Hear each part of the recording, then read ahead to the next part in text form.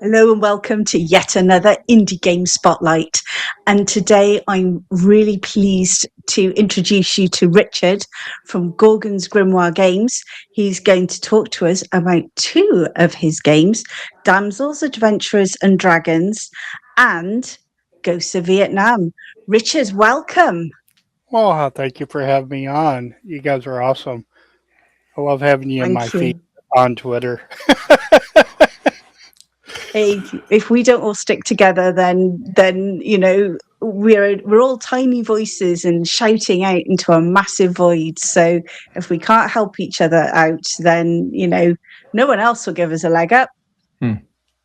That's right. That's right. Well, first thing I'm going to ask you, I'm going to break the ice with what inspired you to create your games. I originally started creating my first setting back in 1996 with my daughter when she was born. And I wanted to leave her something uh, to cherish after, I passed on. Unfortunately, she passed on before me. Oh, But I'm sorry. Well, thank you. So that's like I've started playing RPGs in 1984. I started with first edition AD&D. Uh, when second edition came out, I kept with that. I just love second edition. It's like the ultimate version of AD&D ever because it's got all the fixes from first edition that needs to be applied, with the class grouping system and all that. So that's why I started doing it. Was originally for my daughter, but then I just decided to write my own. Well, first of all, I'm so sorry you lost your daughter. That is a horrific thing to have to go through. Um, but the fact that you've been able to funnel some of that into your writing and what you're doing with games, I hope at least that was a bit cathartic because you were doing it in her memory. Oh, it was. I completely agree with that. Um, Tragedy and all the good things in life make you who you are and helps Yeah. focus you in how you write. Hmm. Yes, it definitely does. So now you've mentioned it's around second edition. So at this point, I am going to look at my companion over there who loves his second. Well, we both love second edition. Second edition was my first system. Dean started off with first, but I started off with second. So it's got a special place in my heart. So as Dean is the whiz, though, on all things second edition, I'm going to pass the questions over to him. Right. Okay. So I actually started with basic and then moved on a little bit of first, but second edition I absolutely love. Um, so you said it's second edition. Is this a complete alteration of second edition, or is it as true to second edition as you can be? Could you talk me through some of the, how true is it to second edition? Very true. The only changes I really made was to kobolds. I made them be related to dragons. So you have chromatic and metallic kobolds. They all share the same alignment as their parent dragon.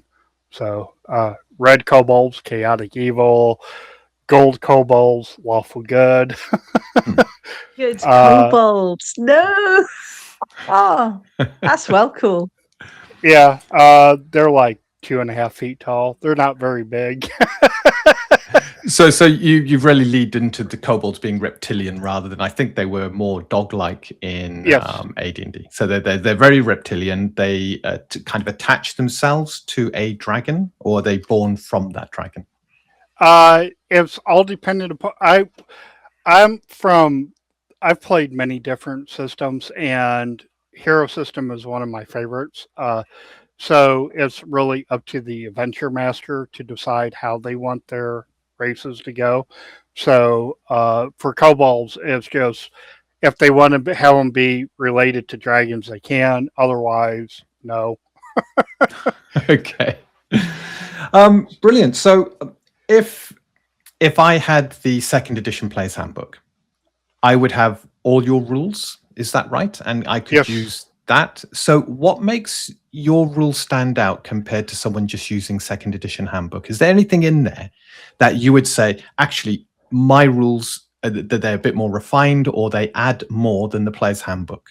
They have more. I have pretty much every single non-weapon proficiency ever published for second edition. Wow. I have ship combat. Let's Oh, see. I have for elves. I have dark, gray, high, winged, water, and wild. So I have all the elves in one core rulebook. Uh, my rulebook is not just the player's handbook. It is also uh, a rewritten Dungeon Master's Guide combined together. So you're getting all of it. It comes in at 602 pages. So that was going to be my next question. 602 pages. That's a meaty tome. Mm. yes, and it does have a 6-page character sheet in the back. That you can 6-page use. character sheet. Yes. That's quite interesting, because normally AD&D is touted for like having a 1 or possibly a 2-page character sheet. Why 6 pages? Because you need it. Because the first page is just, all the basic character information, your characteristics. I actually have a THACO table, so you write in whatever your character's THACO is. So that way you just look at the AC and go, oh, okay. And yes, I did fix the THACO misunderstanding. I clarified it. So no more, hey, how do we figure out THACO? It's just roll 1d20, add your modifiers, and then that's whatever you hit. Mine is your THACO. So then page 2 is all your non-weapon proficiencies, your weapon proficiencies, rogue abilities, kit abilities, what you carry on equipment. Page 3 is your priest spells and stuff like that. Then page 4 is for magic users, which is and includes your components and features if you have a familiar. And page 5 is your actual spell book. Then pages 5 and 6 are character notes. So okay, so you don't, if you're not playing a priest or a wizard, you wouldn't need a few of the pages. So you could trim it down if you wanted to. right, you can skip those 2 pages. Fantastic. Or 3 pages. You mentioned something which has intrigued me: kits. Have you taken the kits from the handbooks that then came out and incorporated them into your rules? Actually, what I did was that I removed the build a class and put in build a kit instead. And so part of the rules for build a kit is you define what the kit is. The kit doesn't change any of the core abilities for the class. So, but you just say like, oh, you get a couple of extra weapon proficiencies or non-weapon proficiencies, then you get special advantages that don't really change anything in the core. And then you get special hindrances on top of that. So it's all really well balanced on how over what was done in the player and the complete series of handbooks. So this would leave, if someone wanted to create a fighter but have a slightly varied fighter, like a pit gladiator, for example, they could use the builder kit to effectively tweak the fighter class, not remove any of the core abilities, but add a bit more flavor, a few things that relate more to their vision of the kind of fighter they are. And then they just write it down, make sure I believe you called it a adventure master. Is that the person who runs the game? Yeah. So make sure the adventure master is happy with that, and that's their character done. Okay. So one of the kits that I have is the Amazonian fighter. Mandatory requirements is must be a female, obviously. Yes.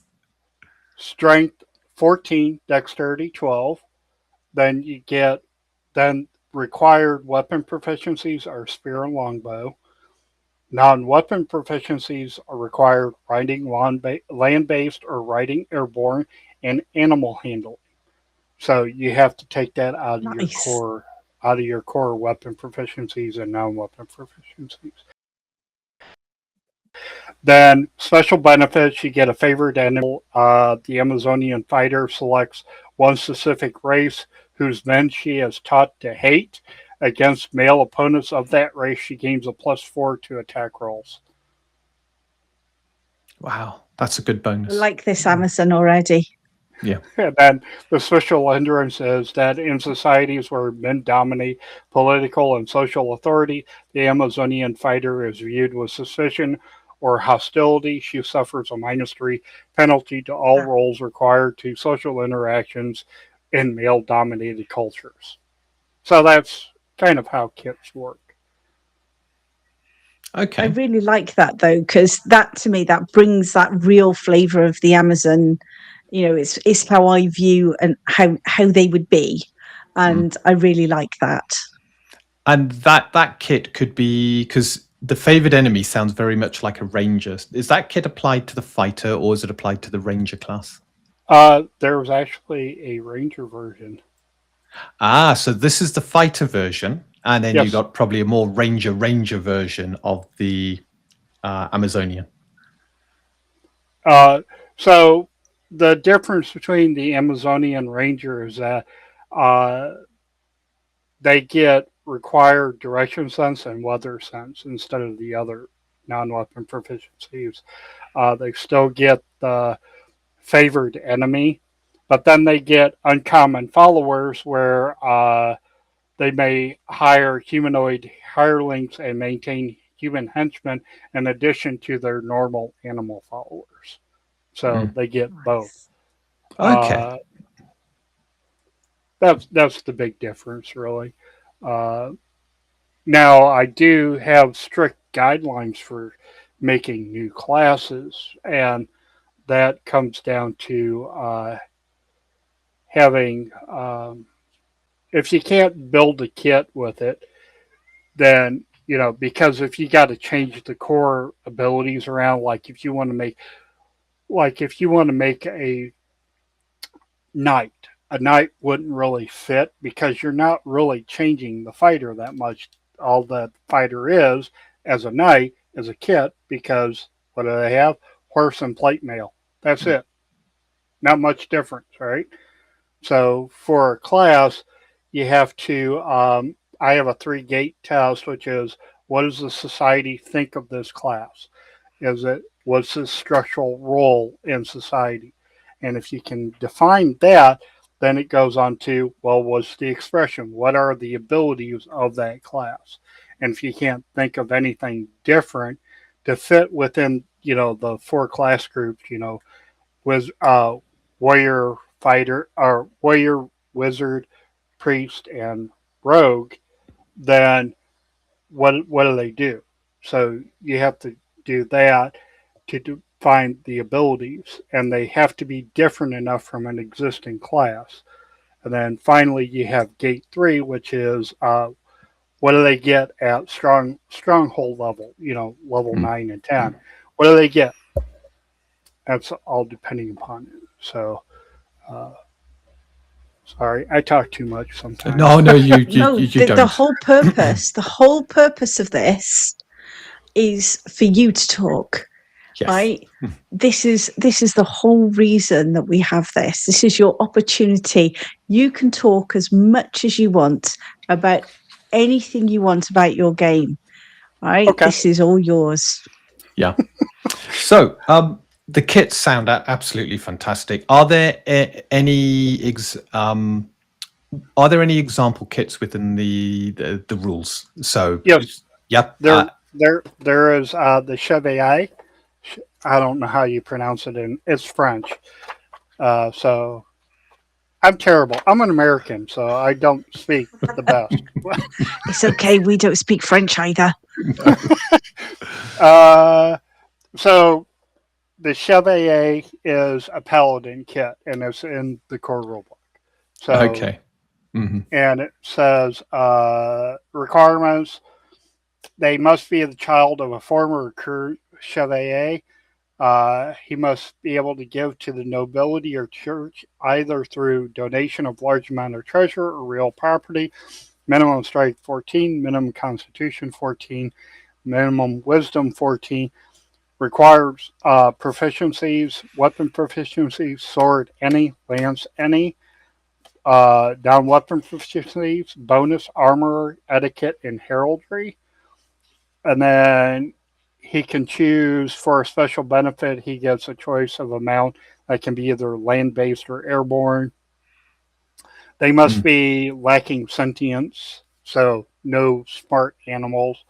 Yeah. And then the social hindrance is he is subject to orders from higher ups that can include delivering messages or other things that help the state or the church. And he is required to attend all functions as mandated by the nobility or their church that can include feasts, tournaments, and diplomatic affairs. So that's just in the core rulebook. Okay.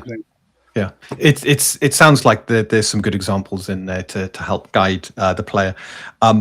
Talking of proficiencies and weapon proficiencies in particular, are you using just the base weapon proficiencies, or are you using some of the ones that were introduced later on and in some of the kits that kind of grouped weapons together? Or is it, if you want to be proficient at a longsword, you got to take proficiency longsword?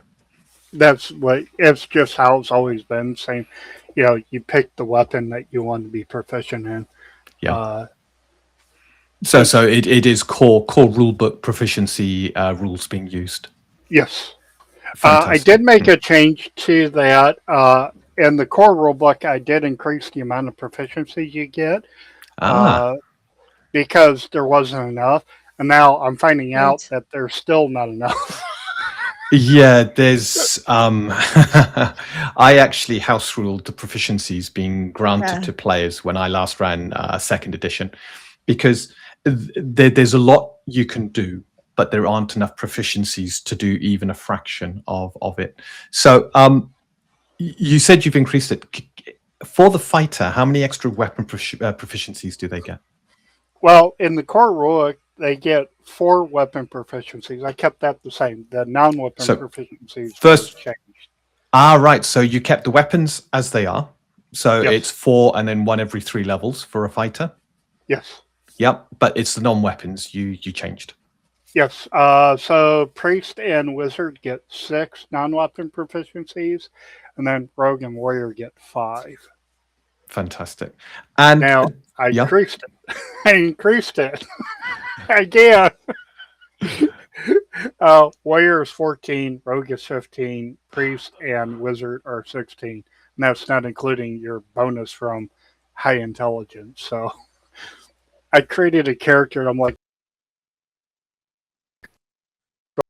she can't cook, she can't survive, she's worthless.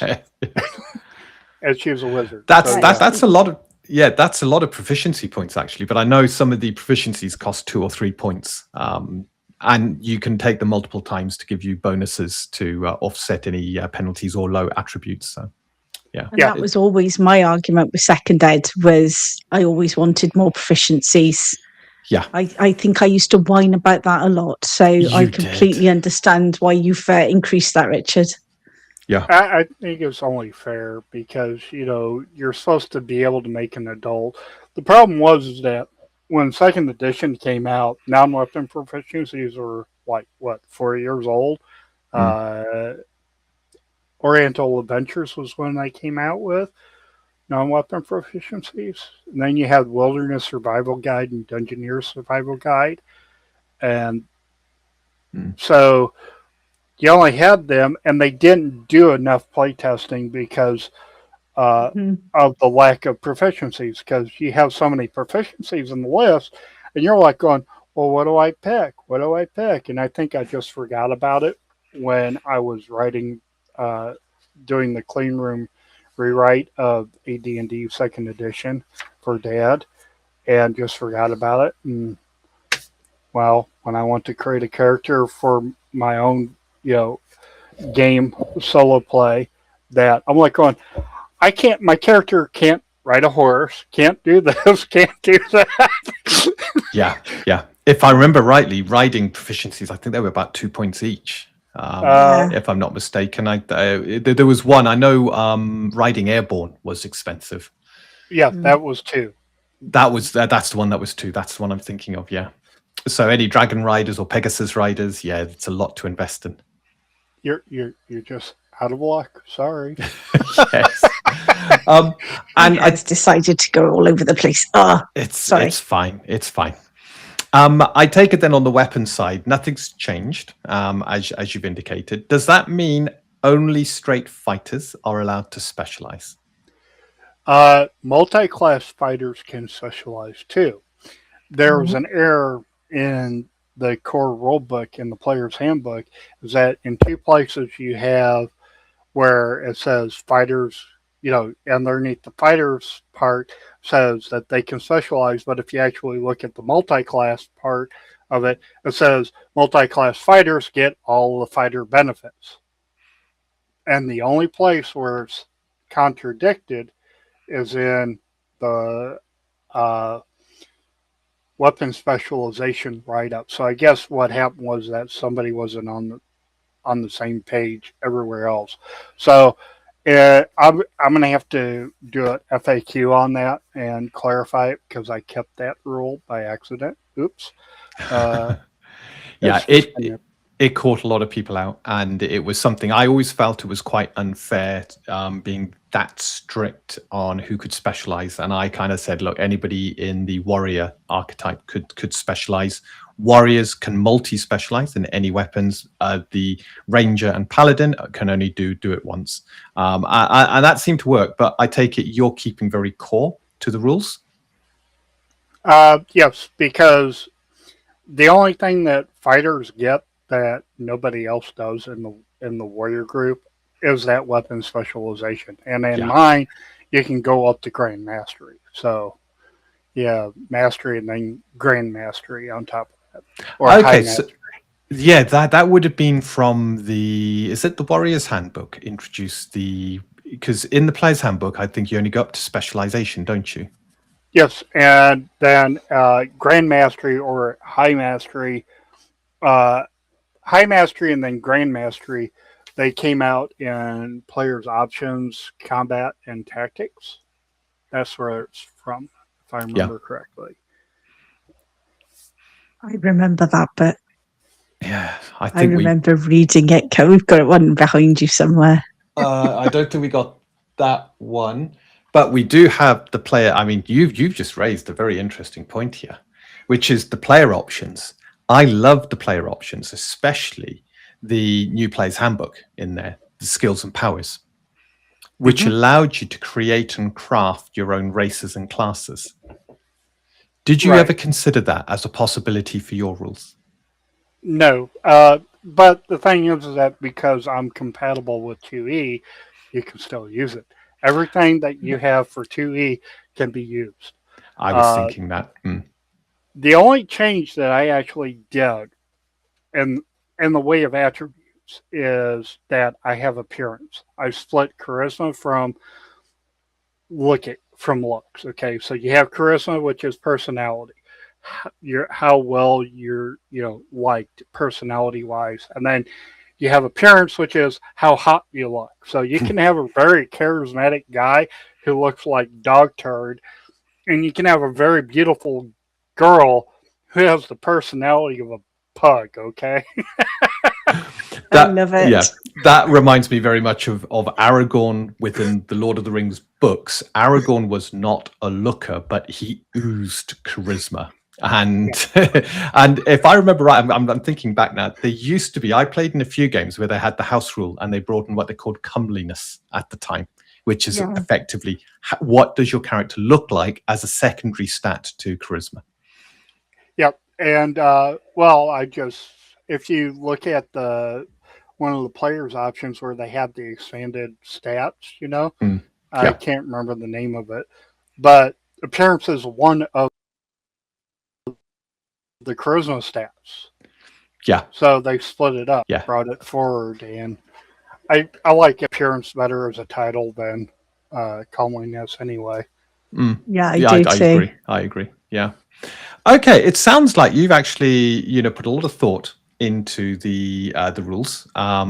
You haven't just simply lifted them and taken them across. You've actually put a lot of thought into whether there should be any tweaks made. And whilst you kept them to a minimum, some of the tweaks I've heard, they sound like, if I was creating AD&D second edition, definitely some of the things I would do, like extra non-weapon proficiencies and stuff like that.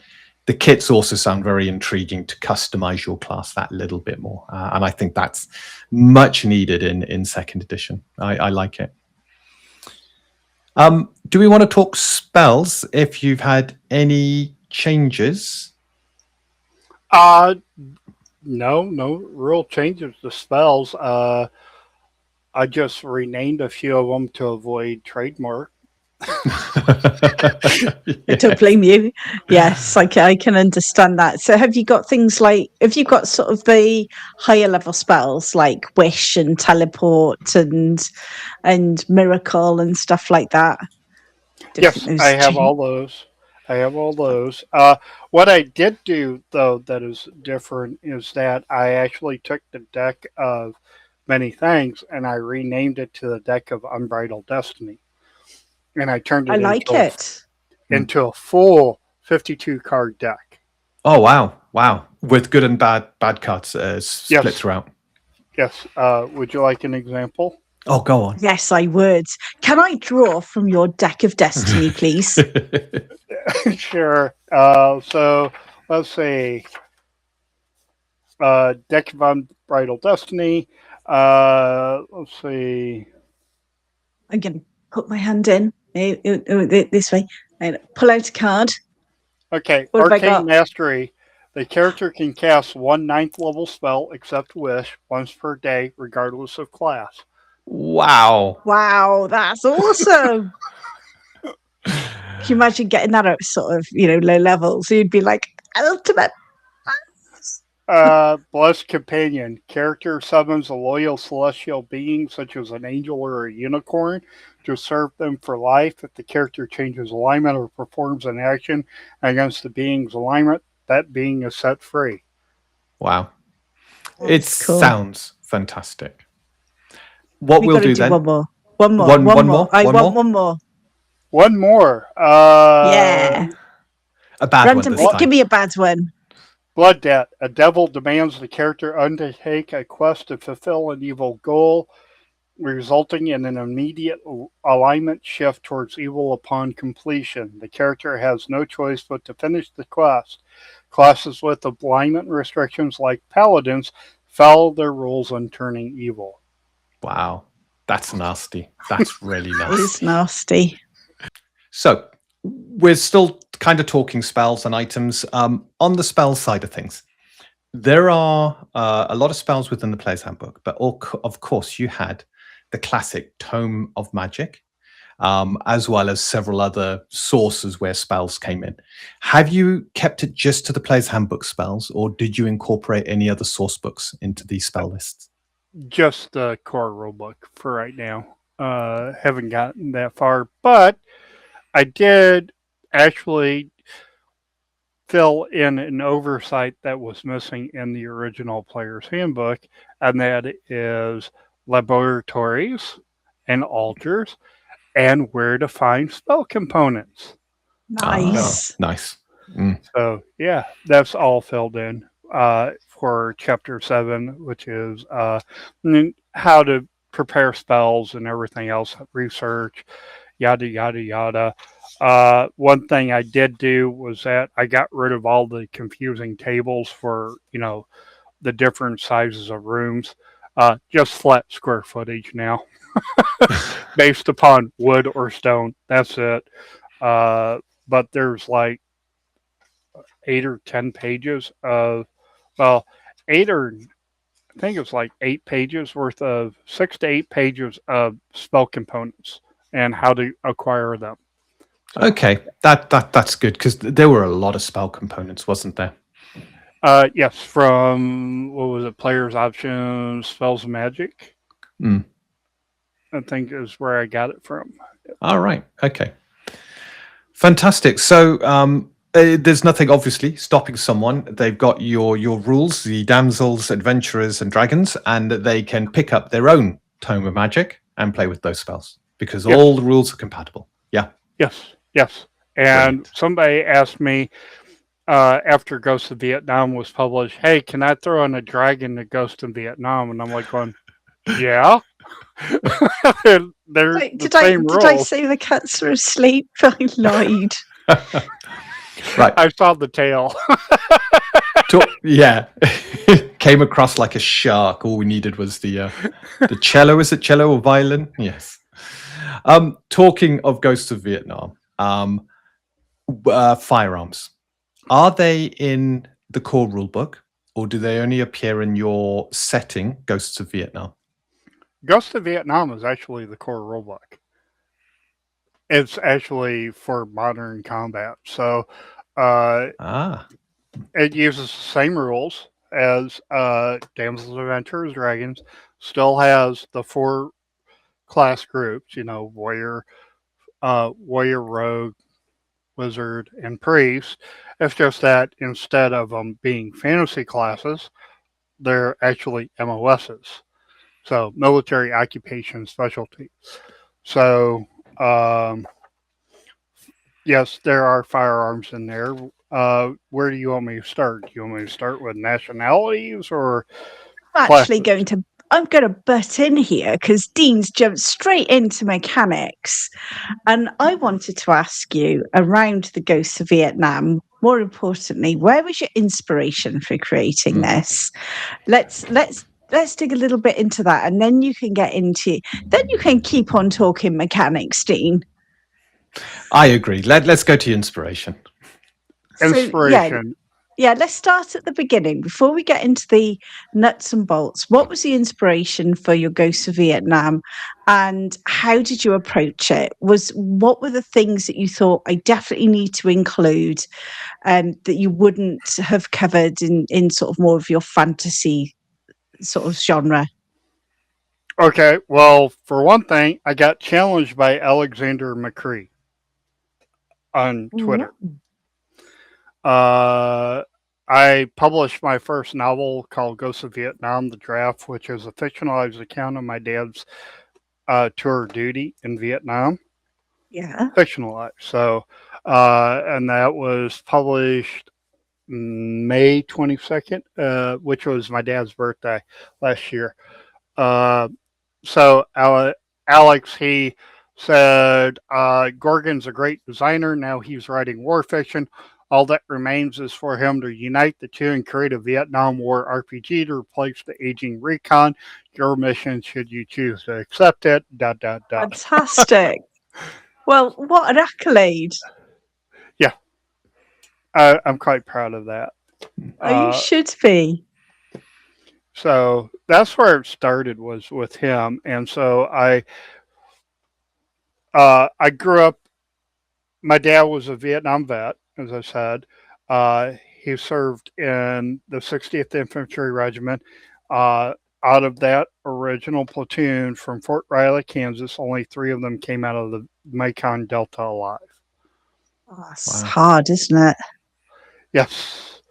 And then he went into MACV-SOG, and out of that 12-man team, only 2 of them came out alive. So between 2 units in a year, he had a less than 5% chance of survival. So that's he frightening. survived. Yeah. Yes.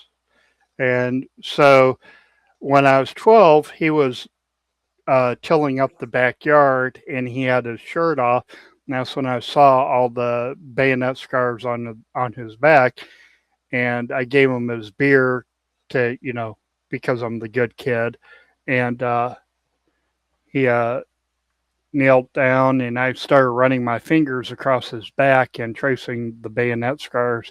And I asked him about it, and he told me that he was tortured by the Viet Cong, and he was captured as a POW for a little bit. And I was 12 years old, and after he got done drinking his beer, I took his cannon, rinsed it out, and put it in the trash bag because of can redemption. And after that, I ran up the street, not more than a half a block, to the library and started checking out books on Vietnam and read everything I could about Vietnam. That's my dad got me into American history that way. Wow.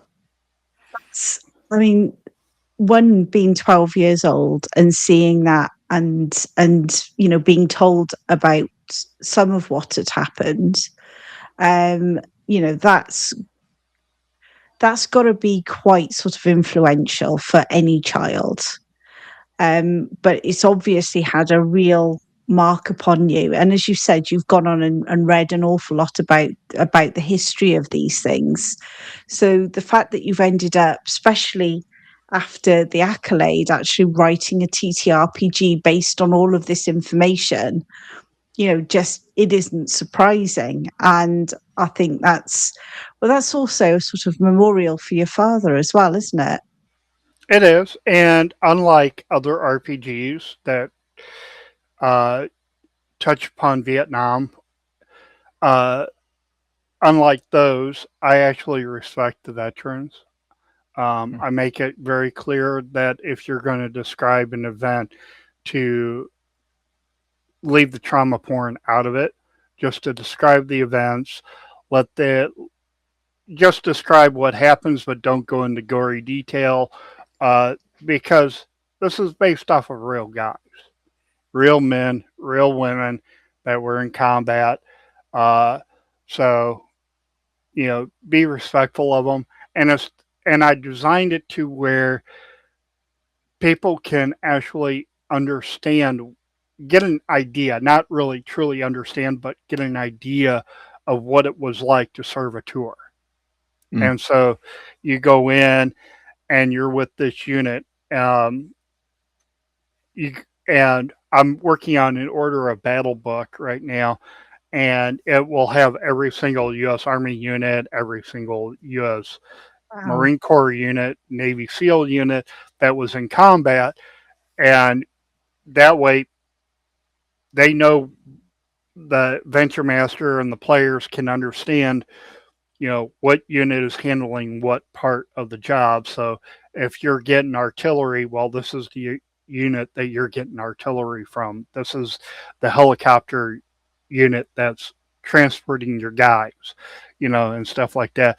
And so far in the campaign I'm running on Saturdays, that people are loving it. And like I mentioned on Twitter today, that that in my campaign, the point man blew his perception roll, and then Ghost of Vietnam, you have to tell me that you're going to do a perception check, and if you don't, you ignore important details, you skip stuff, what have you. Well, the point man blew his perception check, so he didn't notice that there's an ox carcass on the side of the road, and they're on a 4-lane highway in Vietnam. Oh dear. And so Sergeant, who's number 2 in line, 5 feet apart, he makes this perception check, and I asked him, I said, well, are you going to tell the point man? He goes, nah, it'll be fine. Oh, no. Third guy comes in front of the ox.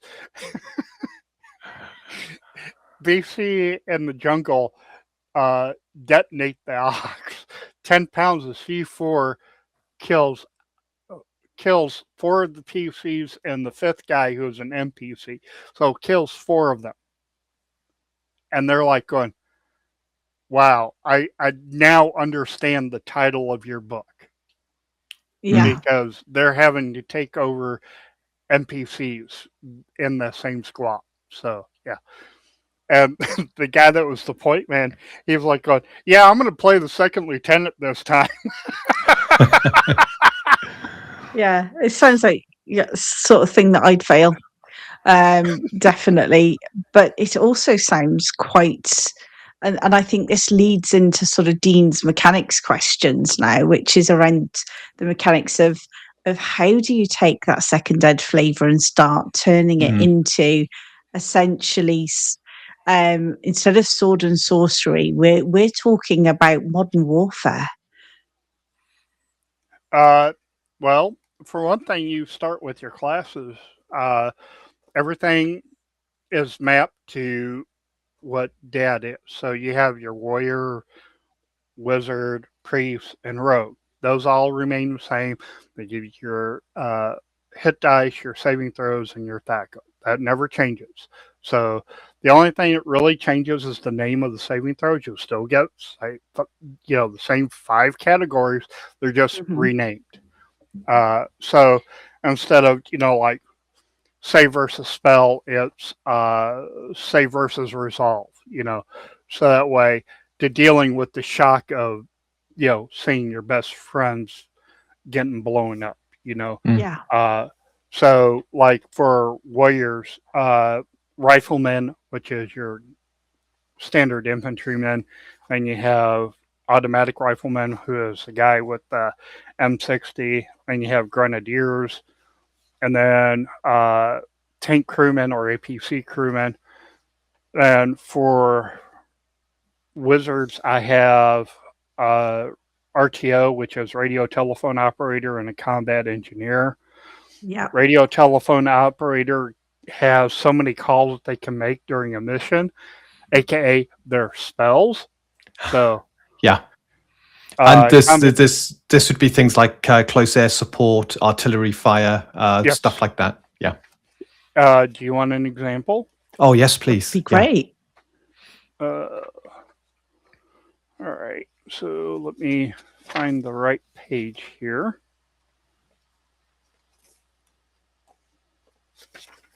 I think Alfie's gone back to bed.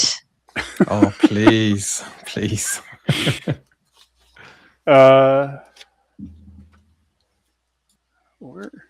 Sorry, it's. Well, honestly, it's fine. We can have a swig of water. You find the page. It's absolutely There's no fine. problems. There's no rush. Okay, here we go. Okay, so you have routine clearance. So they're set up by clearance level. So you have routine clearance. Let me pull up the character sheet here. That's easier. Routine clearance, priority, immediate, flash, and top secret. That's for command authority. And then field protocol is what priests use, which is basic allocation, command directive, special authorization, and MACV compartmentalized. So for RTO, dust off secure LZ, and the delay is 1d10 rounds. So that's 1 to 10 minutes. Yeah. And you got to have the LZ secure, otherwise they won't come in. Then you have request reinforcement platoon, so you can actually call in reinforcements. And that also takes 1 to 10 rounds. So everything is just timed. So combat engineers, they have kits, so they get like C4 kits and stuff like that, and that takes weight. Encumbrance is a big thing in here. Then part of that is the Huey pilot. Huey pilot doesn't get any command authority. He gets a gunship, or he gets a slick or a gunship. So that's his thing. Then you have for priest group, you have medic and psyops. Rogue is long range recon and patrol member, which I use for point man because I get all the thieving skills. And then you have sniper and intelligence, and that's it. And then for dual classes, you have rangers, which are a warrior group and a rogue group. So that's how I do the dual classes for this, is that you take both. It's my version of a multi-class. And then Force Recon is a warrior group and a wizard group. And then U.S. Army Special Forces, there's 5 or 6 roles. weapons engineer, medic, comms, and intel, then Navy SEALs. And so Force Recon and Ranger start at level 3. U.S. Army Special Forces starts at level, and Navy SEALs start at level 7. So both of their classes are at those levels. So, and you wanted to know about lethality, correct? Yes, because Yeah.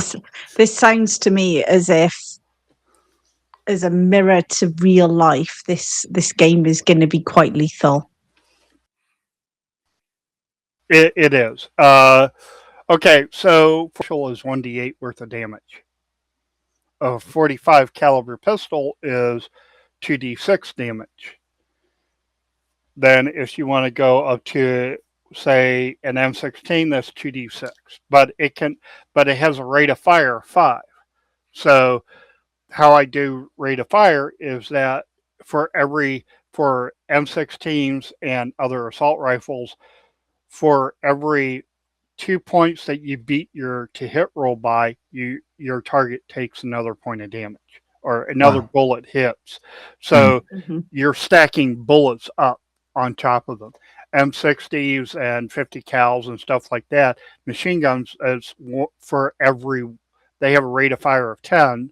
So for every one you beat your to hit roll by, that's another bullet that hits. So an M60 is 2d10 worth of damage.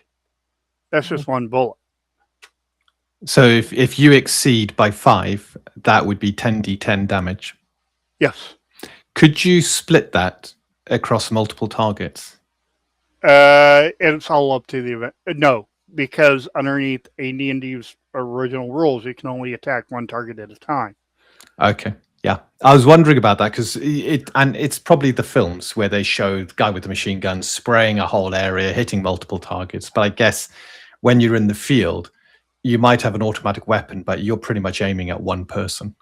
Well, that's suppressive fire. That's different. So suppressive fire is that for every round that quote unquote hits AC 10, you drop their morale down by 1. Nice. So you subtract their morale down, and then they can break. Yeah. So that's nasty. Go ahead. I'm sorry. So that's a really good use then of your suppression fire, especially if they've got, really nasty weapons on their side. You want to sort of try and break their morale so that they run away. Yes. So yes, I must admit, I think that's a definite good approach. And how sorry, carry on. No, go ahead. Okay, all I was going to ask is, how does leveling work in all of this? Same as regular DAD. Yeah. It's same experience tables. You get same hit die, so it's based off of hit die like the original. Yeah. There's do you want to hear autocannons? Oh yeah, go on. Autocannons, 20 millimeter autocannon, 2d20 worth of damage, and it does 20 rounds. It has a rate of fire of 20. So for every 1, 2 bullets hit. Wow. That's Rump. That's a lot. So yes, weaponry, depending on what if someone's pulling a pistol on you, you can probably take a couple of shots. But if someone's pulling something heavy, something that has automatic fire, you just got to pray they miss. Yes. Pray. So I'm assuming you've got grenades, therefore. Yes, 40 millimeter frag grenade, 3d10 worth of damage, and a 15 foot blast radius. So that's what, 5 meters? Yeah. Not asleep. Cat playing with your nose there. That's funny. Yes. It is. Yes, That's this is Alfie. my life. When Alfie wants to snuggle, yeah. So like a regular frag grenade, impact frag grenade, that is 2d6 or 4d6, 15 foot radius. Grenade ranges are 10, 20, and 30. So right. That's feature? Yes. Yes. Yeah. And that's the so your short, medium, long, I think it is, or is it Yes. was it normal, long, and extreme in AD&D? I'm not too sure, but yes, you had the 3 range categories. Yeah. Same range categories as AD&D second Yeah. edition. And I Short, think it was medium, or- no penalty, -2, -5, or something like that. Yeah. Yeah. You're correct. You remember. I am. It's all coming flooding back. It's been a while since I played it, but it's such a lovely system. Really good. So let's see. M15 white phosphorus grenade is 2d6 plus 1d4 per round, and that burns forever. Wow. Yeah. Yeah. White phosphorus is nasty. Excuse me. Yes. So I take it that's ongoing damage then, as well as Yes. well as the initial damage. You'd take damage per round, Mm-hmm. much Yes. like my patience with Alfie. That's taking damage per round right now. No. I'm sure Alfie's just suppressing you. It's your morale that's plummeting. Yes, son, yes. Okay, so back to the ox. Okay, 10-pound C4 satchel charge, 8d6 worth of damage. Wow. 25-foot blast radius. Ooh. 8d6, 25 foot. So that's like an 8th level wizard's fireball, albeit slightly bigger area. Yes. If you want a 20-pound charge, it's 10d6. Wow. And that's a 30-foot radius. And then finally, the biggest one is 100-pound demo charge is 8d10, and it's a 40-foot radius. Yeah. So obviously, gaining levels is really important, but doing a tour of duty, I guess that's where you get your experience from. Mm-hmm. That is dangerous. And if you happen to survive, you might gain a level.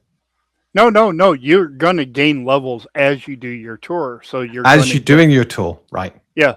So the thing is that the only armor that they had was an M1 steel pot. That was it. They only had a helmet. So you're relying upon your dexterity and whatever cover you could find.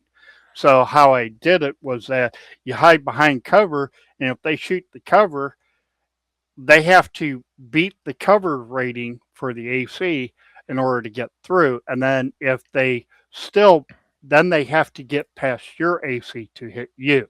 So it's a 2-stage process. Because if you didn't have that, nobody's going to last.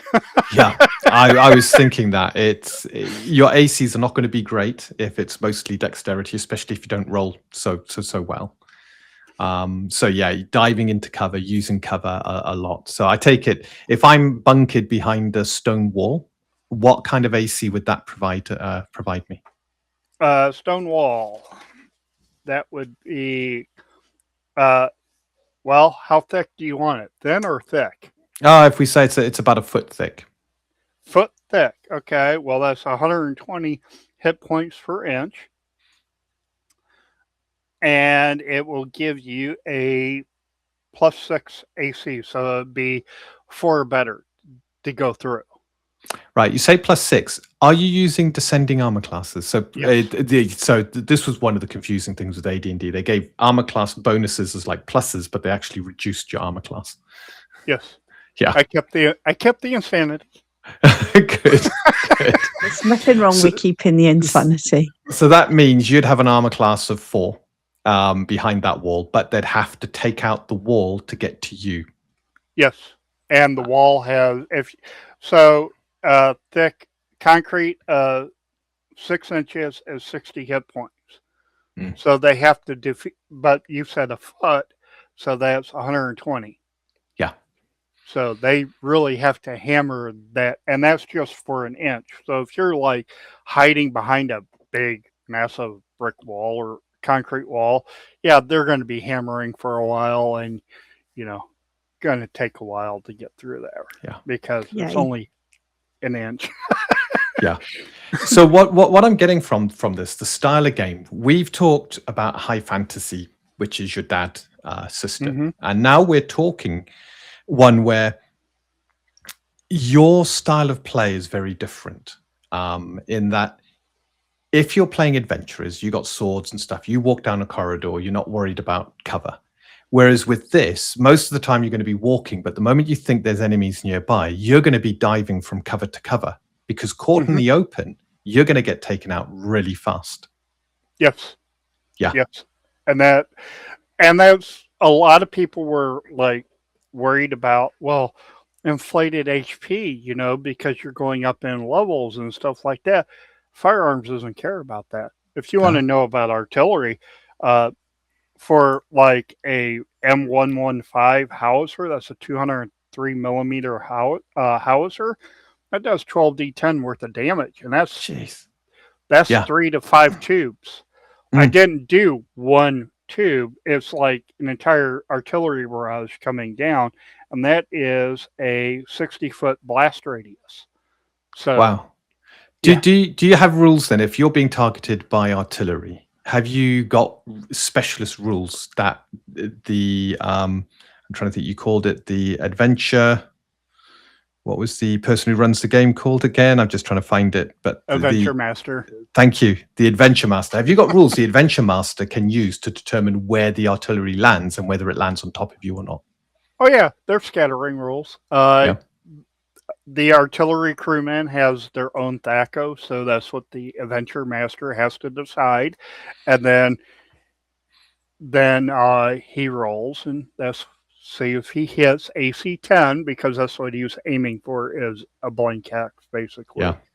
Yeah. You're not targeting individual people, and then it can take anywhere from 1 to 2 rounds for the rounds to impact, because how far the artillery is back. Yeah. So now remember that your radio man, if he goes down, you're screwed, because you don't can't call anything in. Can't call anything in.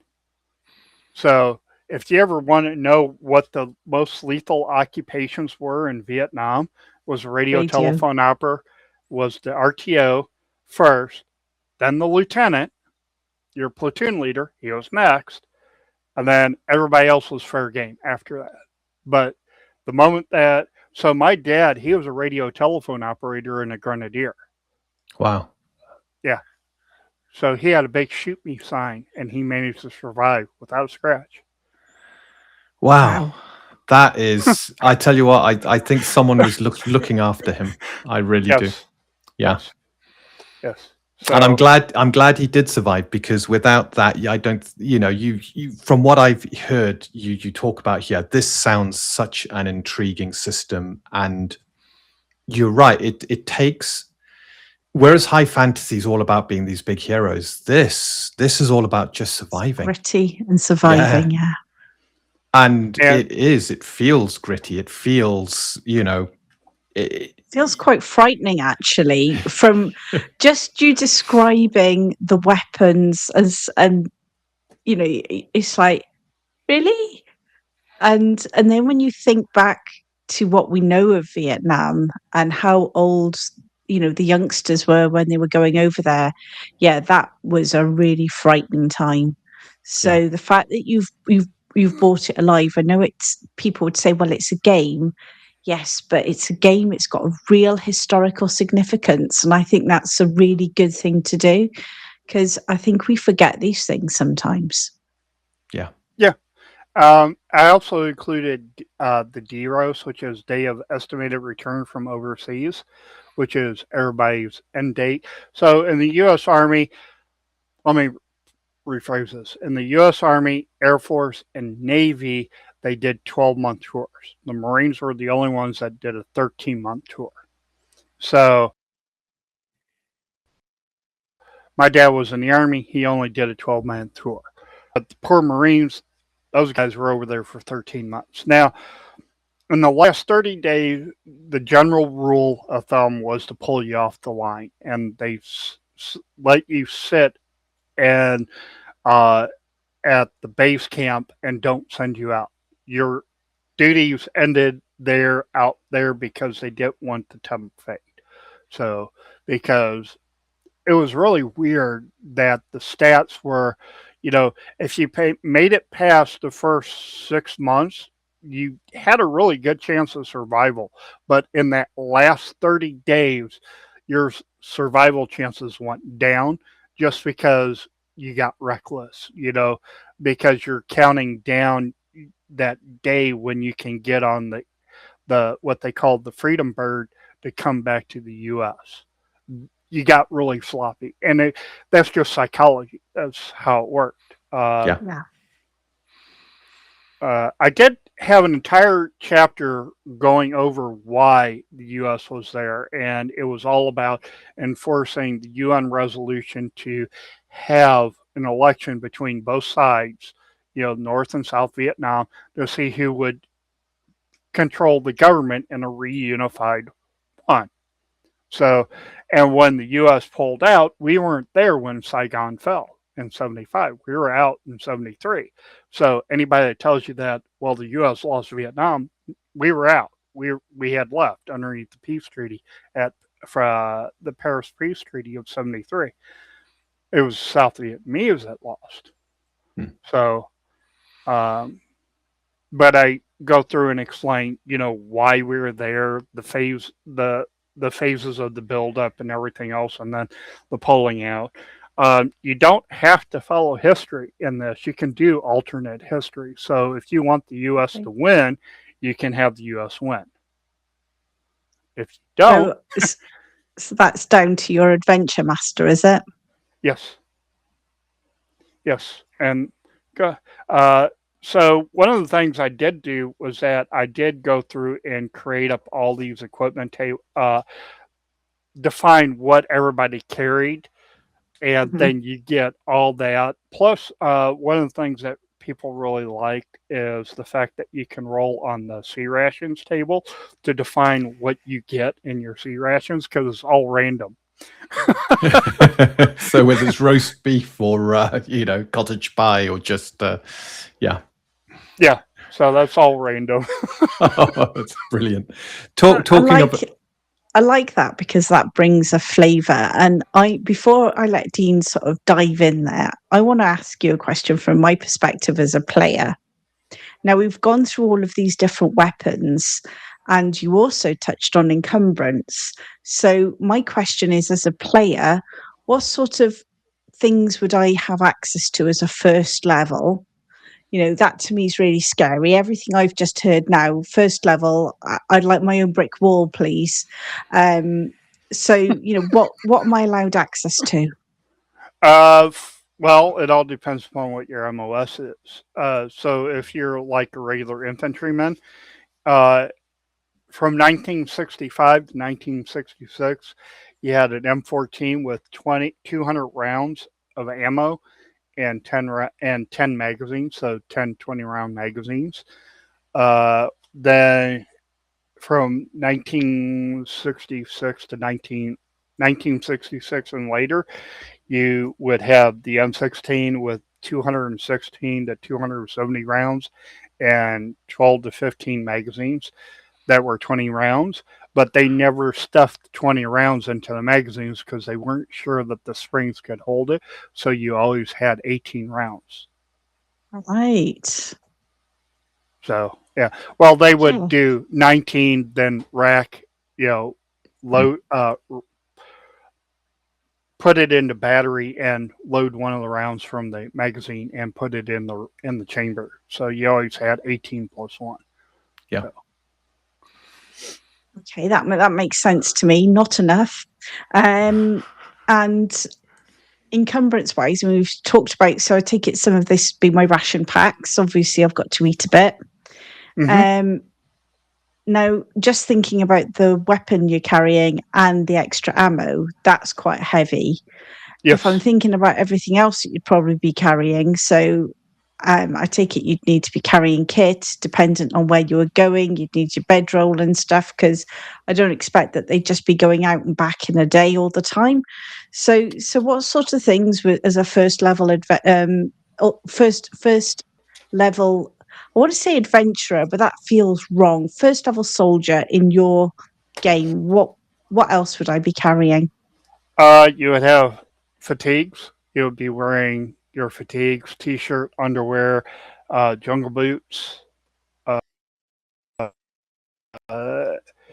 now you could take just in case the ones you were wearing got damaged. Uh, you would be wearing a steel pot if if you would wear a steel pot, which is the M1 helmet, or you would wear a boonie hat, depending upon what you were doing. Okay, and it depended upon your unit. Then from 1960 to 1966, they were using the M1956 individual load carrying equipment, which is, Yeah. the harness and the belt and all that. And then in late 66, they switched over to the M1967 modernized load carrying equipment. Same thing, just newer, made out of nylon instead of canvas, just lighter. Then you would have canteen covers. You have like ammo pouches and stuff like that. So you're looking at anywhere between 40 to 100 pounds of kit. Wow. Yeah. Yeah, that's quite a lot. Okay, so now you've made me feel tired on top of scared. Yes, it does beg the question. If you've gone through basic training and you've done all of that, typically you're going to be stronger than average. You're probably going to have a bit of constitution. How are the attributes rolled?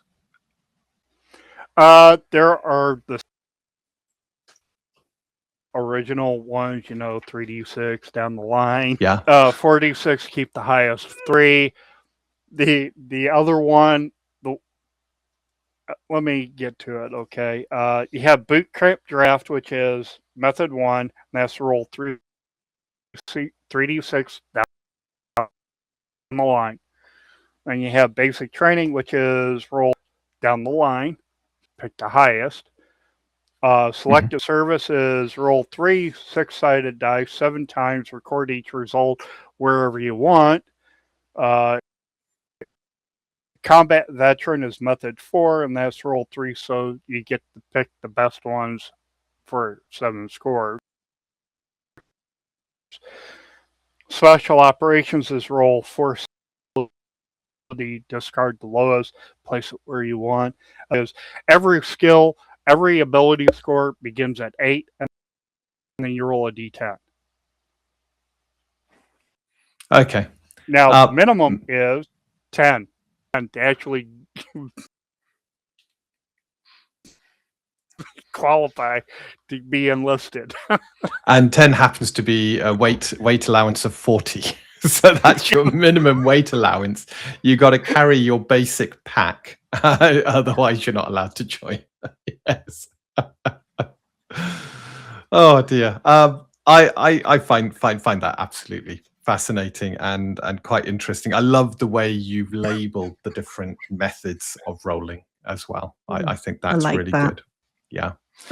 So on the gear, let's keep with gear for a bit, because I like the questions Vicky's been asking. And one of the things with fantasy is always trying to find better gear and magic gear and stuff like that. Is there an equivalent within Ghosts of Vietnam? So, for example, as you gain levels, do you get requisition points or access to more advanced gear? There isn't any more advanced gear. You're stuck with whatever was available. Right. 1965 to 19. About the only advanced piece of a kit out there would be the XM177 E2, which is basically the answer to the modern M4. So it's short barreled M16. That's all it is. They called it the Colt Commando.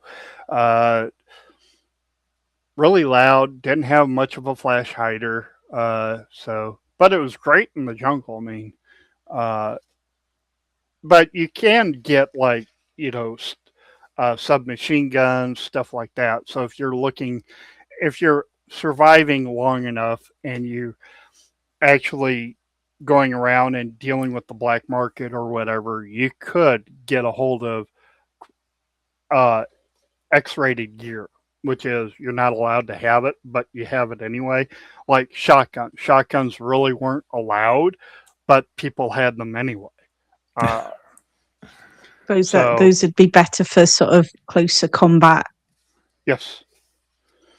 So, like, if you could get a hold of an M3A1 grease gun, or you could get a hold of a Thompson submachine gun, Ingram Mac-10. It all depends upon what your unit is. If you're like special forces, you get a lot more leeway in the kit that you can carry because they had a lot more.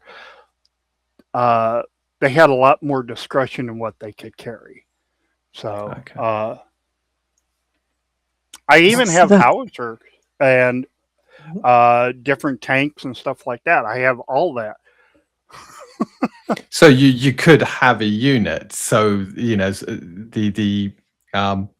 there could be a unit come together, effectively your party, but one of them is a driver, and it's all based around them operating and supporting a tank or something like that. Yeah, you could do that. Completely do that. That's no problem. You could even do it as a helicopter pilot. One guy's a pilot, one guy's a co-pilot, another one's a crew chief, another one's a gunner. Yeah. Oh, that sounds that actually sounds fantastic. So you're doing all the missions, which is about flying in or dropping bombs or doing whatever it is that you would do with the helicopter. Mm-hmm. They didn't drop bombs. With the moment I said it, I thought this is stupid. Of course, helicopter dropping bombs. What are you on about? That's too much Hollywood. I think you got that a bit wrong there, Dean. I have. I had this cartoon helicopter in my mind with an Acme bomb being dropped. Yeah, I don't think so. No. But I get a real view, Richard, of this being a game purely about survival. It's about, can you get your party to the end and back on that freedom bird? That's the goal. Yeah, that is the goal. How many tours are you going to do? So, yeah. I mean, at the end of one tour, you could possibly be up to level 7 already. Wow.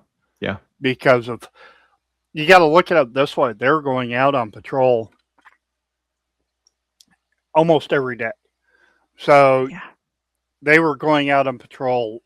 A platoon would go out on patrol for maybe 5-6 days a week.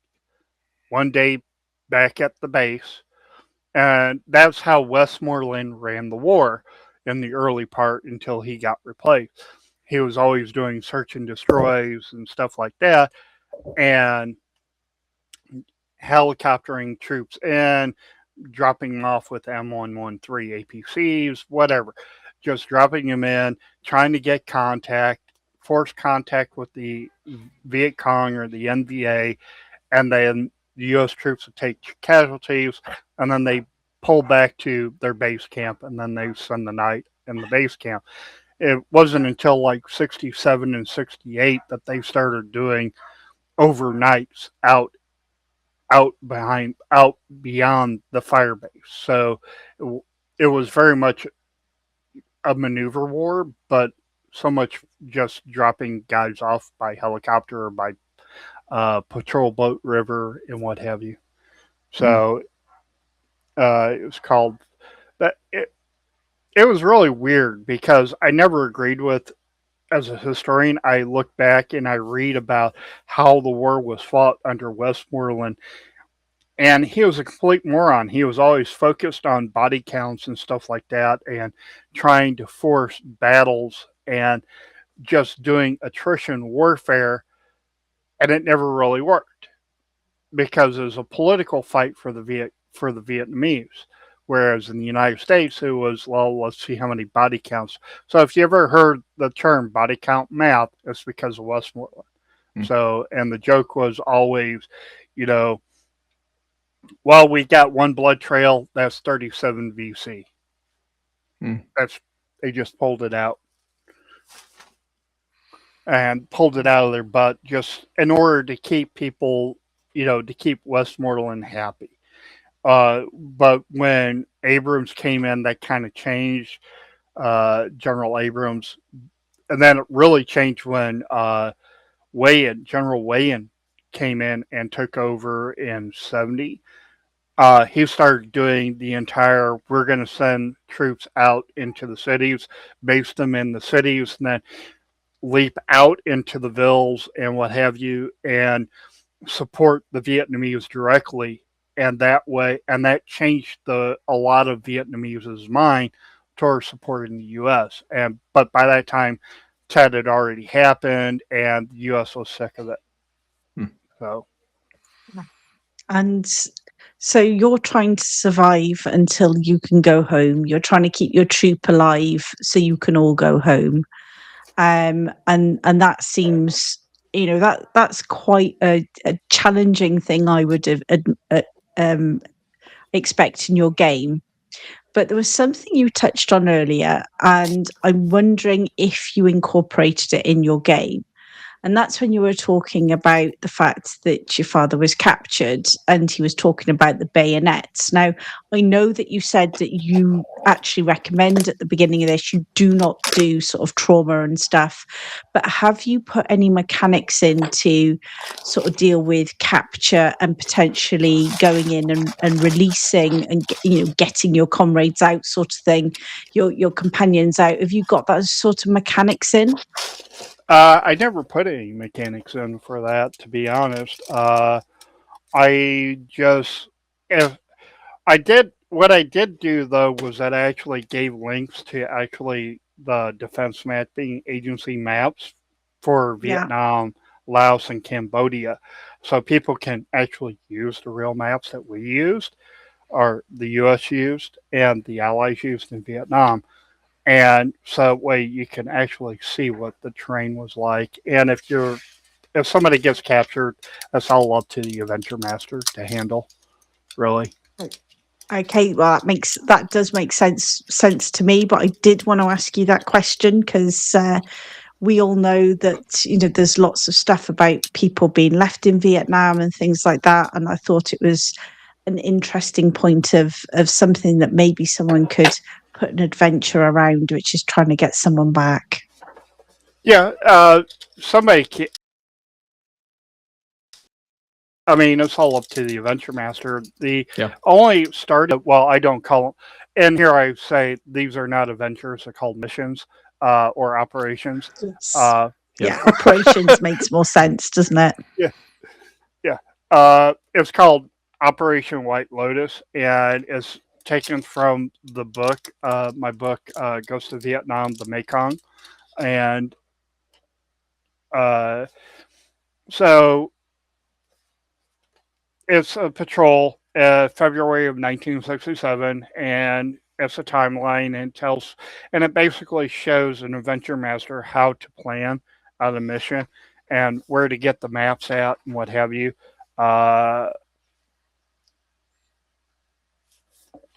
So that's what I used for that. And then I actually teach people how to read the map and how to use the map. So when you're having an RTO, they can actually look at the map and get the map coordinates and call in the map coordinates correctly. Wow. So whoever's playing the wizard in the group has to learn how to read a map, because if they screw up those coordinates... Yeah, bad day is coming for everybody because who wants to eat artillery that day? Not me. No, definitely not. There was a film, I think, I forget the name of it, but in there it showed one of the radio operators very green, but they gave the wrong coordinates, and a fighter came in and basically laid down a load of fire on their front lines rather than the enemy's front line. And you got the lieutenant going, look, you made a mistake, but you got to get it back together, give them the right coordinates next time. So we were soldiers. Yeah. That was the movie. We were soldiers. That's it. That is it. Yeah. Yeah, that was Hal Moore. Yep. Mm. Yep. So do you know what? I think you've chosen a great system, second edition, to do this, and it's from the sounds of it, your adaptation of all the stuff has had a lot of thought. It sounds, even if I got to 7th level, I would be very scared of weapons. Unlike coming across an orc and thinking, well, they're only orcs, I'm 7th level, I can wade through.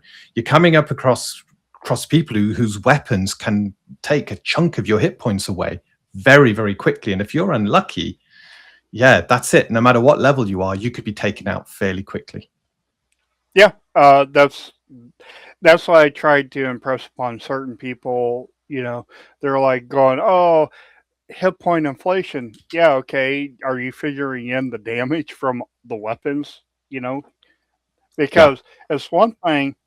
It's one thing for 1d8 per round, and you got 90 hit points versus you're getting shot at by an AK-47 that does 1d10 worth of damage or 1d8 worth of damage. Yeah, okay, which one's going to hurt more? You get hit up to 5 times, that's 5d8 in one round. Yeah, you're basically flying for cover, trying not to be killed by this weapon shooting at you. How many times is it just one opponent as well? When you're talking about this sort of what you're going to go up against, the combatants, it's going to be rarely just one-on-one, isn't it? You're looking at a platoon. So this entire thing is set up around a platoon. So you're going out in a squad attached to a platoon. So there's 4 squads in a platoon. Whether or not your adventure master wants you to be the platoon leader, one of your players to be a platoon leader, that's up to them. But or the squad sergeant, that's up to them. In my games, I never let anybody take over the platoon sergeant because the platoon sergeant's like 7th level, so it's unfair to let him be 7th level and everybody else is 2nd level. So so I mean, the damage itself it doesn't matter how high level you are. If you're gonna get shot, you're gonna get shot. That's all there is to it. You just pray that you're lucky enough to survive it.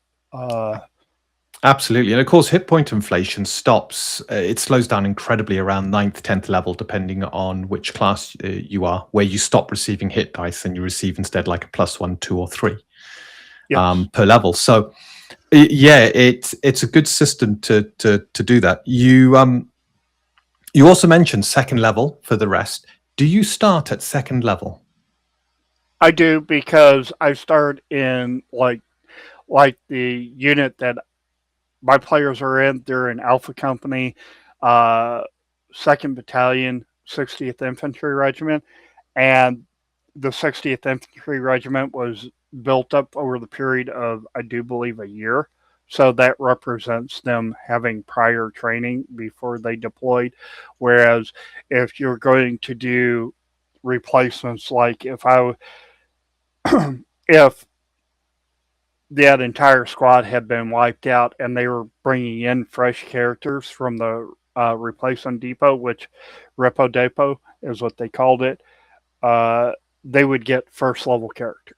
Yeah, so this is where you got the draft. They go in, they get basic training thrown at them, and then they're on the front line. Yes. Yeah. Pretty much. Okay. Do you know what? All of this sounds, you've given it incredible thought, and it sounds very, very sensible. It all makes sense. There's one thing we haven't asked now, and classically in 2nd edition, you had your priests, and your priests did lots of healing. What's the equivalent, if there is any equivalent here? So I've lost a ton of hit points. How do I recover those hit points?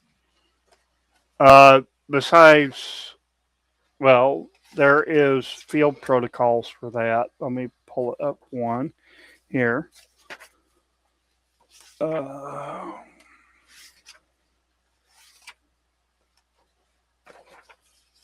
So bandage and disinfectant kit restores 1d8 worth of hit points. You got to get within 10 minutes though of applying it.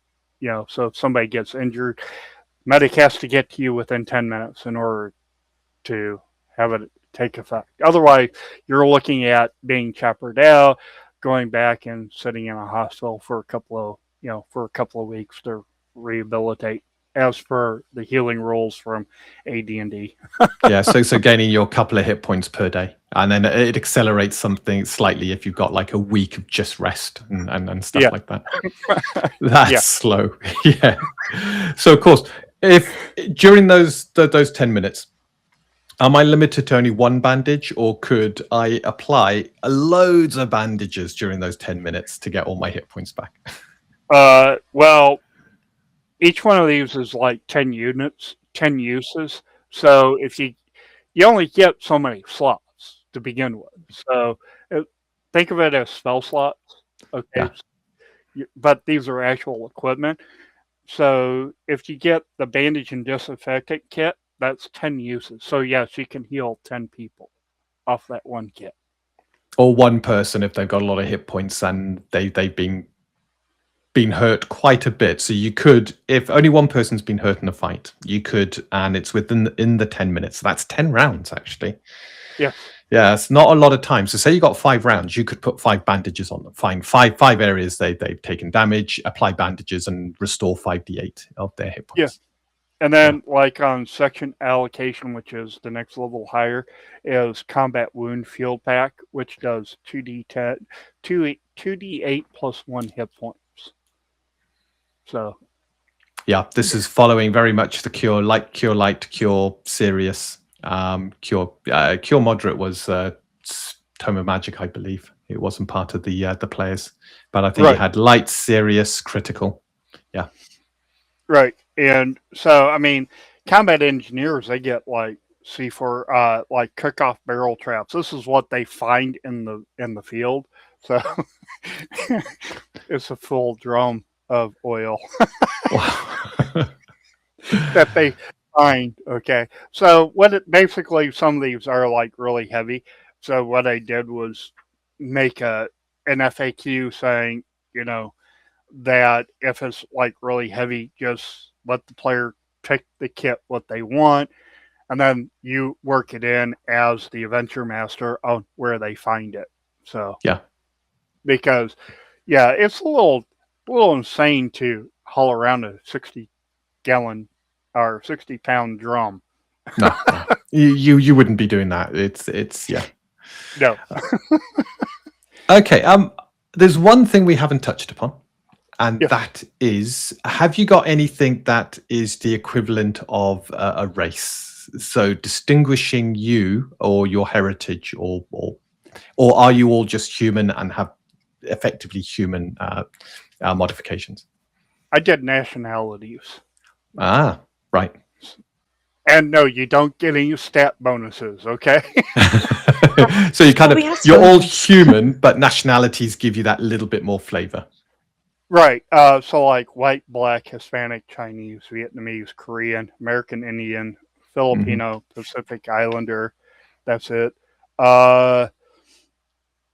Some of these, like Vietnamese, Chinese, Hispanic, American Indian, they actually give you an additional language. So you get a free language. Like for Chinese, you get English and Chinese. Yeah. Yep. So that's the only advantage to your nationality, because you're bilingual. And that's, And of course, it means we don't have to worry about infravision. No infravision. There are night vision goggles, but yeah, but you'd probably have to be multi-class special forces to have that as part of your equipment pool. Yes, you or if your adventure master is extremely generous. Yes. I can't imagine many being very generous. Why would you give such an expensive piece of kit to someone who's probably not going to survive or is well trained? That's true. That's true. So, I mean, there's a lot of options here for somebody to play in Ghosts of Vietnam.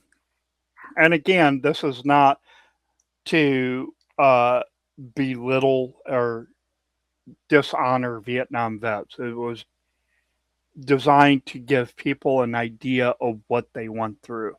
And that's why I wrote it the way I did, why it's so lethal. And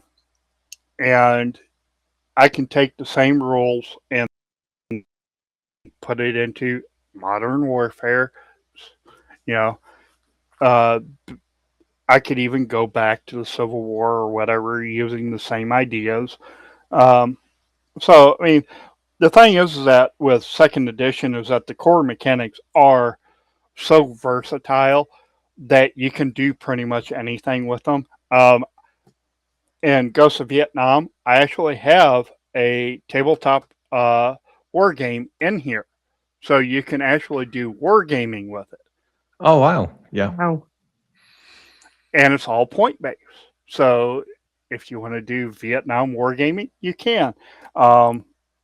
Dad has a fantasy version of the same rules. It's just that the Ghosts of Vietnam one got published first. I'm still working on the setting that has the dad version of the rules. So, and those rules are called the Art of War and Steel. Oh, nice. I like it. Are they based on the mass battle system of second edition? No, they're actually just using the same core rules. Right. So if you know AD&D or if you know Dad's system, you can play those. It's just that for every figure in a unit, you're rolling for that figure. So if you got a squad of 12, you're rolling 12d20 to see how many hit. Yeah. So Okay. That makes perfect sense. So it's effectively a scaled up model of, so it's a mass battle scaled up. You can roll the dice quickly, resolve hits and damage fairly quickly against enemy units. yes. Yeah. Now, And I guess I have a question. I'm gonna butt Go in on. here with a question that's burning in my head, and I've got to get it out. And that is, we spoke a little bit earlier about the fact you've got your tank and you've got potentially you could be flying a helicopter. How do you, within the game, what are the rules around if you've got these pieces of equipment? So, say for example, I was a helicopter pilot and was flying my helicopter. How do you actually? Because obviously people will try and shoot my helicopter, which I wouldn't advise them to because I've got a gun in the back, not bombs. So how does that work? It's a normal attack roll. For tanks are different. You actually have to have an anti-tank weapon in order to get through it. So, or artillery. Artillery is big enough to get through it. Bombs are big enough to get through it. Automatic rifle fire, no, not going to get through. Never. It's not going to be platoon, or it's not going to be advanced recon, where you can just sit there and shoot all your ammo and you'll eventually get through. So it doesn't work that way. It just pings off. Yeah, it just pings off. Every piece of equipment has got, or every vehicle has got its own AC. So like an M113 APC is AC6. So in order to hit it, you have to hit AC6. But it has 60 hit points. So you have to. Now your helicopter, a UH-1D, is AC9 and only has 35 hit points. Oh, you can take one out fairly quickly. Yeah. No. I don't want my helicopter to crash. But I suppose that's actually very realistic when you think about what was happening in the Vietnam War. Yeah. Yes. Very, very. But the thing is that you can move. Your speed per 100 feet is that you can move 79 10 inches. 79 times 10 inches. So if you measure it out, it's 790 inches. Yeah. So 79. To put that into context, I believe the movement rate of a human is 12. Yes. Yeah, so it's 79 as opposed to someone's 12. So that is... Yeah. No, 79 times 10. Oh, so 790 compared to 12. Yeah. See, oh, wow. Yes. Well, my math's got that one. because the table is in order to make it fit, I had to, do it by hundreds instead of 10, like Yeah. everything else. So yeah, because of how fast they go. If you've got aircraft, like jets or whatever, yeah, they never even make it onto the board. They just fly over. Fly It's over. like- They drop bombs, don't they? Yes, they drop bombs, but they move so fast. Okay, so Mm. like there's no sense in putting them on the board because the board isn't that big. You Yeah. know. It's just what they actually hit would be displayed. You'd sort of highlight on the board, and you go, right. So this is Yeah. where we've hit whatever they've dropped, and that would be what you'd have on the board rather than the actual plane themselves. Because the map is so small if you think about it. Because, like for example, an F4 Phantom can move up to 1,400 miles an hour. Mm. Yeah. There's no way that you're going to be able to model that on a tabletop. No. And even if you're waiting for this aircraft, by the time you hear it, it's already gone past you. Yeah. Yeah. The helicopters are the only ones that actually do interact because they can hover, they can slow down, they land, they take off.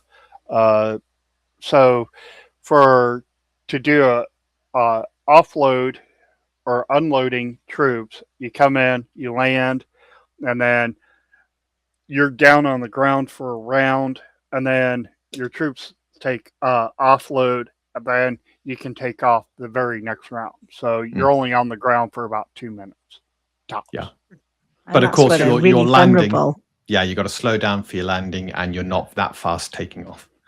Yeah, and then you've still got movement penalties too. So to hit. So if you're flying, yeah, you're going to be harder to hit because you're moving. But if you're hovering, yeah, you're just bing, bing, bing. You're a target. Yeah. Do you know, all of this sounds an incredibly well thought out system. I think, if I was to play it, I'd feel vulnerable. I would feel kind of scared, and I think I would feel like I'm actually there, crawling around the jungle, praying nothing shoots at me. And if I suspect there's any enemies anywhere, I'd be diving to cover first, not trying to shoot them. That's what my players did. Go ahead. Yeah. I have one more question, and it's because my mind does weird things. Whenever I think of jungles, I also think of, big spiders, snakes, horrible creepy crawlies, and stuff like that. Have you got sort of added environmental effects? Because you also talked about it's very hot, it's very humid, then you've got the rain. Have you got that within your game? That's all up to the adventure master, really. Yeah. In mine, I tell my players that they have to drink so much water, otherwise they're going to start getting dehydration. They're going to have heat stroke, stuff like that. So it's not an actual rule in the game. It's just something that you can throw in to make it more difficult. One of the things I did put in the Operation White Lotus is the psychological effects of watching somebody get blown up. Yeah. And if you want, I can go over that real quick. That would actually be really interesting.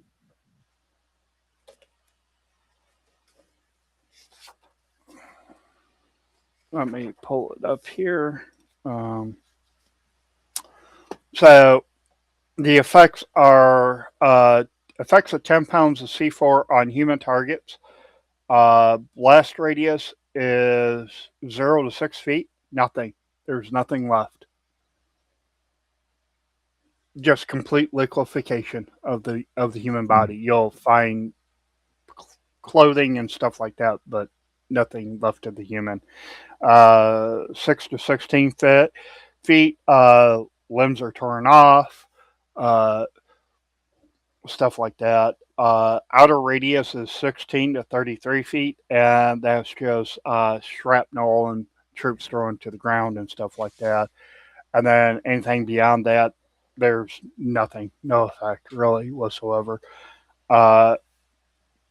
So what I tell people in the book is that Um, do not focus on the gore. Just describe it. This is what happened, and don't focus on the horror because that's disrespectful. Um, and this is people where actually went through this. yes, and so and then this aftermath is stunned silence, auditory suppression, tunnel vision, panic reaction, dissociative numbness, and that's if they fail their results. Yeah. Their save versus result. And, you know, that's why in Vietnam, after the very first mass casualty events that happened like that, that's when the standard operating procedure was to have a dog tag around your neck and then 2 dog tags one in each boot, because sappers would come in to a formation and just detonate themselves, and the only way to identify the body was if they managed to get a dog tag. But if you have a dog tag if you have your 2 dog tags around your neck and you get attacked that way, your dog tags are gone. You may never recover them, so they would never know who was who because there's nothing left to identify. And that's why they did it that way. And I remember one Veterans Day in high school, I came in wearing woodland fatigues and wearing a pair of jungle boots, and I had a pair of dog tags, one around my neck and 2 in each boot. And my history teacher asked me what it was about because he avoided the draft. And I told him what it was, and he was like, going, okay, you get extra credit. Yeah.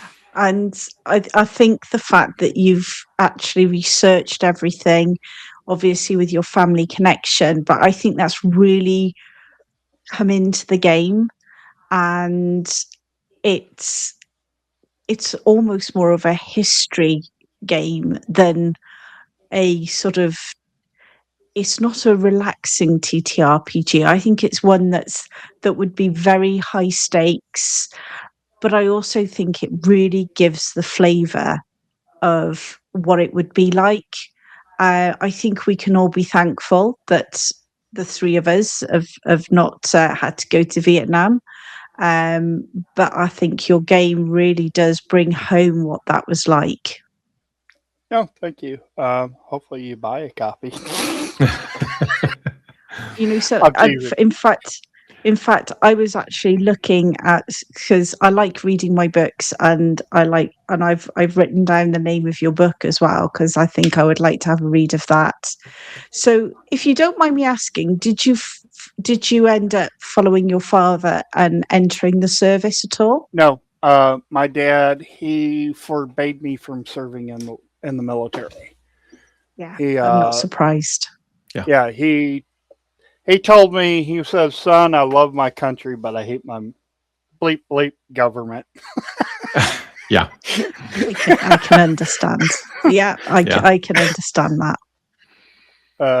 I mean, I love my dad. I growing up with a Vietnam vet father. It's different. It was not a normal childhood, not like you guys, I don't imagine. We didn't have friends over. Because loud noises, slamming doors, stuff like that, screaming would trigger a flashback in him. And we didn't want to do that, so whenever Dad was around, we kept it to a minimum, or if we wanted to fight, we would go outside into the woods and fight in the woods, which didn't happen very often. But, we were very respectful of our father. And so my personality is what they call a recon communications guy. I just reach out to people occasionally and say, hey, how are you doing? Stuff like that. That's just my personality. That's how I grew up, It was like Yeah. living on a fire base, and you never knew when Dad was going to have a flashback. And I remember watching him have flashbacks, calling in, uh, calling in medevacs for people that had died, Hmm. and it was hard. I can imagine. Yeah.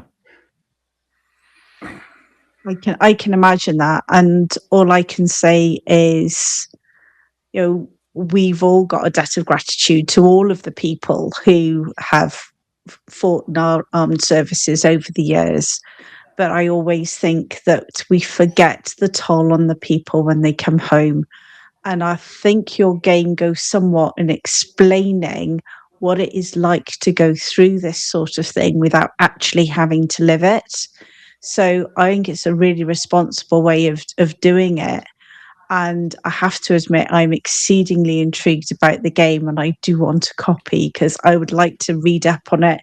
And I'm also very interested in your actual book, because I think that would make for a very interesting read. I've always been interested in history. I am not a great student of history. I wish I was, but I would definitely look that book up. Oh, Yeah. I can give you links to it later. Yeah, we'll put them on our website as well, Yeah. if that's okay with you.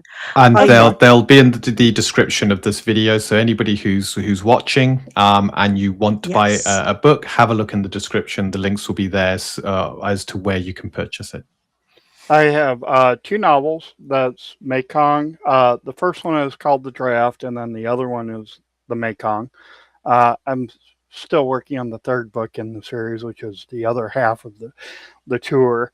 Then I have a set of essays called collected together as Still Under Oath, Frank Castle the Punisher, and that is all about how Frank Castle is a lawful combatant. He was not a vigilante.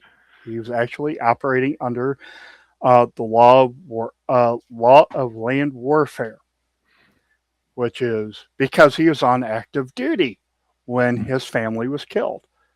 So everything he's doing is not vigilantism. It's actually operating in a denied area. I'm sorry. I'm just a No, big brain. it's really interesting, and I thank you for sharing that with us. We'll send us the links. We will make sure that goes out with this. I think it's a very important game to be out there.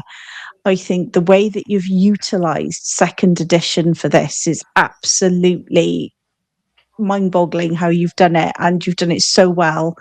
It really has brought it to life. And I just wanted to thank you for spending the time with us and going through this today, because it's been very interesting, very deep. And thank you for being willing to talk to us about this. So, yes, we've appreciated you coming on board. Yes, thank you so much, Richard. Yeah, I appreciate you both having me on, and we didn't even get a chance to talk about my superhero game using the same rules. Well, you know what we're going to do about that, don't you? Yep, we're just going to have you back. We're going to have you back. I'm game. So what we're going to do is, because I think with everything we've just gone through, I think it would be really nice to wrap this one up. And then what I will do is reach out to you, and we will put the next one into the diary. How does that sound? Because then we can talk all about your superhero game. Sounds lovely. I would like that very much. I appreciate you guys. Oh, we appreciate you, and we appreciate you. So thank you so much.